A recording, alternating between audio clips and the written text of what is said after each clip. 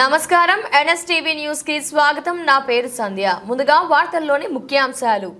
నిజామాబాద్ జిల్లా నవీపేట మండల్ మధ్యపల్లి గ్రామంలో ఏర్పాటు చేసిన తాగునీటి ట్యాంకులు చాలా చోట్ల నిర్వహణకు నోచుకోవడం లేదు. ట్యాంకుల చుట్టూ పిచ్చి మొక్కలు, ట్యాంకు చుట్టూ నాచుతో పెరిగిపోవడంతో వృధా నీరు నిలిచిపోతుంది. మధ్యపల్లి పాతూరు వద్ద ఉన్న మంచినీటి ట్యాంకు చుట్టూ అపరిశుభ్రత నెలకొంది.